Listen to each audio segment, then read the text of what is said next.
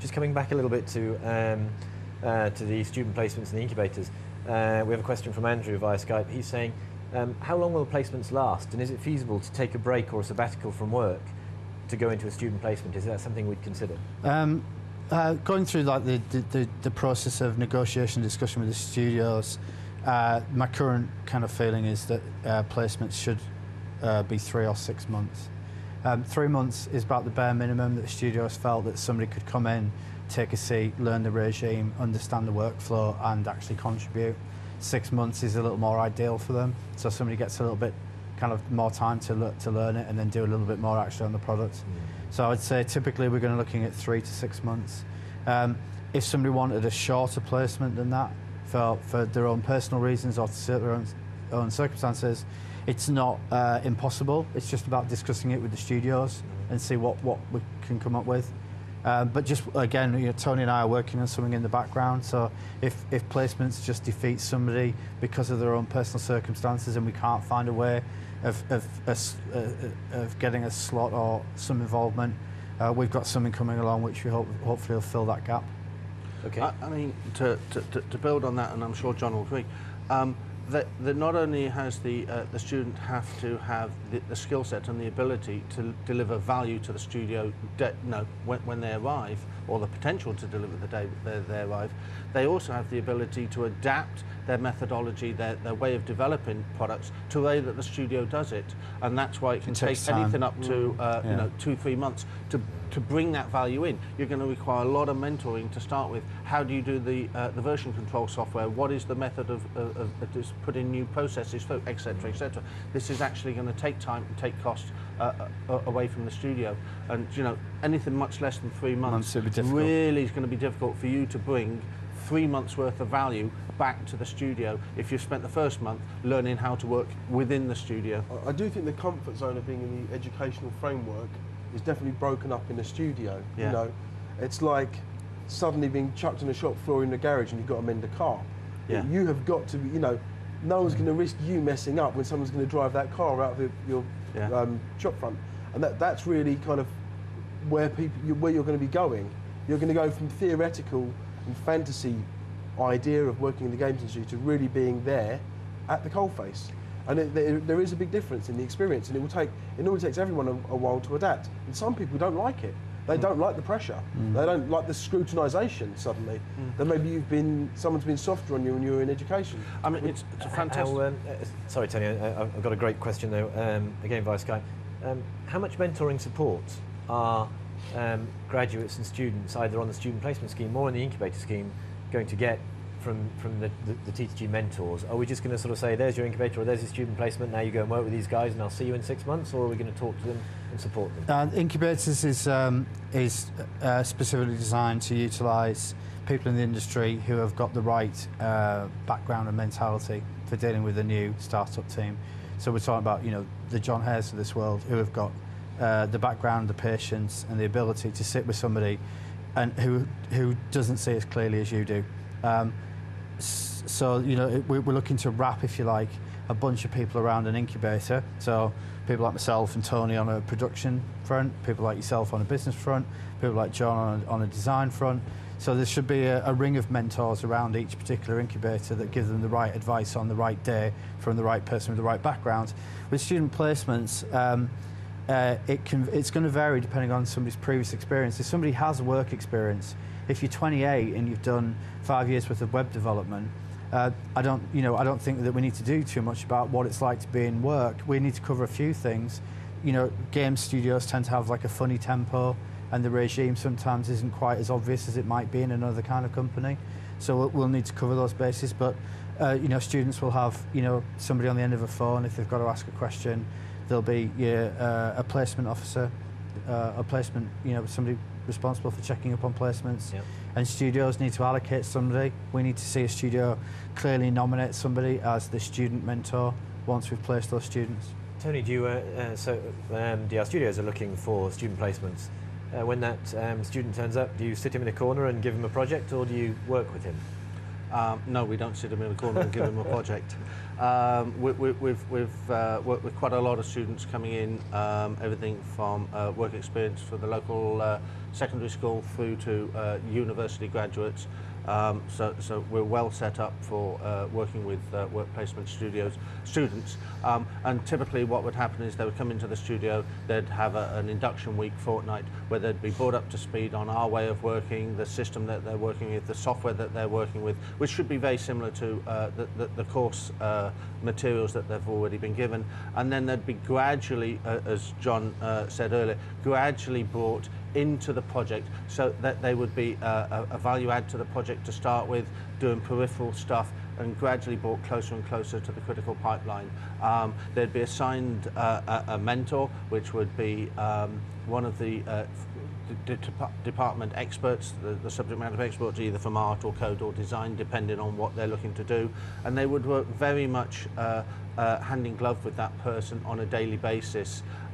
And we would expect them within the first 3 to 4 weeks to actually start producing assets of their own under that guidance. And gradually the how do I do this type questions would start to disappear, and it'd be more into what do you want to do, what do I need to achieve whilst I'm doing this, and that's how they would work with us. It's also important to point out these guys who are going to be mentors, it's not their job to be a mentor. Correct. They are going to be a professional graphics artist or a professional programmer, a professional designer or producer who will allocate a proportion of their time to overseeing your work. But it's got to fit in with their schedule, because their schedule is what's getting the bread and butter into the company. So that's the kind of environment. It's not an educational environment in that sense. There's someone making sure nothing goes too wrong or you don't move too far away from where you should be. But you're going to be invited into the workplace rather than the workplace be invited into your educational world. That's kind of the balance of the way it works. I think that answers Gary's question as well about what the duties were.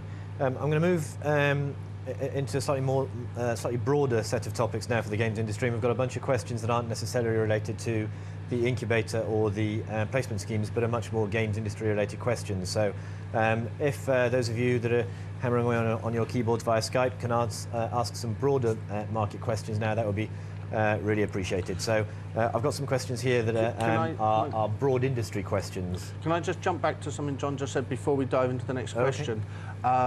It's very important for the mindset of the student, whether they're on incubator or work placement, to realise that they're there to do work. They're not there to be taught. They will learn by doing that work. But it's not an easy option. They're not going to be there in like a classroom environment and just be taught and walk out with something. They're there. In fact, it's quite hard because they're going to have to graft at doing what they're doing and learn at the same time. Again, that's a nice segue there, actually. So we've got a question that's a broader question from Edmund Ungai, and he's saying he's having trouble getting interviews. So he's on our games artist course, I believe. Okay. So he couldn't have been on it very long, and he's applying for positions already, and he's saying he's having problems getting to interview. What are the main things that companies and development studios are looking for at the moment, and what should he be looking to get into his CV and into his portfolio? And one more question to bolt onto that. Do you think he should be applying for roles at this point in his course? Without knowing his particulars, I can't answer in great detail, but I would guess from my knowledge of the art course, he can't be on it for very long. I would say the short answer is no, he shouldn't be applying at this point. I'm looking for the students to start thinking about applying for positions where they're on the third section of the course. And the reason I say the third section is that the way the courses are broken down, section 1 is all about facts. It's all about getting the knowledge that you need to do the job. Section 2 is where you start on your portfolio work, and that's where you start to understand and prove understanding of the tools and the skills that you have. But section 3 is where the portfolio work is really done, and this is the most important part of the course, portfolio work, because this is proof of ability. So until you have proof of ability, it's not surprising that he's not getting traction when applying for interviews. I think possibly what's happening is there's probably maybe a little bit of lack of understanding about what happens internally. So a CV comes in, and what recruiters call the sift happens, Now, if we're an IT company, database company, they're sifting CVs.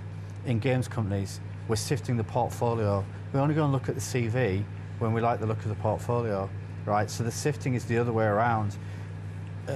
You need to understand that we're not going to go and look at the CV first and then go and find the portfolio. We're going to sift the CVs and go, wow, look at that, then go and find the CV. Yes. It's the other way around, right? And Edmund here is saying, what's the main thing companies are looking for? We're looking at a CV and an application. You're saying they're portfolio. not looking No, at they're not. an application, they're looking at the portfolio CV is first. second, portfolio is first. I think there's another point which is to do with understanding the rhythm of the game development industry. There's certain seasons to it. So what happens is, for example, around about March, April is when you get the publishing companies that we normally get paid from as developers. Then they're getting to their point where they're end of their financial year, the beginning of a new one. So it often means new money's coming in either in the March or the April, depending on the way they want to swing it. We then normally have a period around about June, July, August, where we're hammering to get stuff finished for Christmas because we've got long leading periods, and that's a really bad time to apply because no one's got any time to deal with you. And then you've got Christmas when games come out and people will start to, probably from about September, October, November, they'll start to consider new concepts, which might not be a bad time. So I think understanding the rhythm of the industry will help a lot because most of us have only got 2 or 3 projects on the go at once, which are very big. And if we're in the middle of those and we don't need, say, artists at the moment because the project doesn't need it at that time, it doesn't matter how good you are, your CV is just coming in at the wrong time. So don't be downhearted if you get a rejection. Often it's because the position's not there at that for whatever reason. So you're saying there's a cyclical nature to applying, and there's the good time to apply, and there's a bad time. The bad time being when they're trying to final and complete projects. The good time being when they're quiet. When is that good time? I would say the good. Well, from our point of view as developers, if we're looking for a new project, often the best time to get something set up is around April or May, because that's when the new money's come in from the funders into the publishers. They come through, and then that means you'll be establishing your team around April or May. So by May, June, you'll be looking to bolster that team, and it's when the team's being bolstered that students are likely to get the positions to come in. It's going to be around that May, June period, and then from July to August, you've got with the Nintendo format, you're always finishing stuff off. There's not any time to do anything. And you don't need students because you need someone who knows what they're doing to get the job, to get it in a box quick. And then you've got that period sort of like after the Christmas rush has gone, where there's another second window of opportunity, I'd say. I mean, if I can go back to the particular question, remember each one of the courses, there's a framework of which the academic content of the course is laid out, and each lesson is based upon what has been taught on the previous lessons. So by trying to short circuit that, by leaving the course early, you're going to miss out a lot of the back end value. So no, without knowing the particulars of the student, I applaud his enthusiasm, but I would question whether he's ready to start applying, and that's probably why he's not getting the traction. He hasn't got a value that he can demonstrate within his portfolio, and he's going to be missing huge sections of knowledge and tuition by not having done those tail end courses.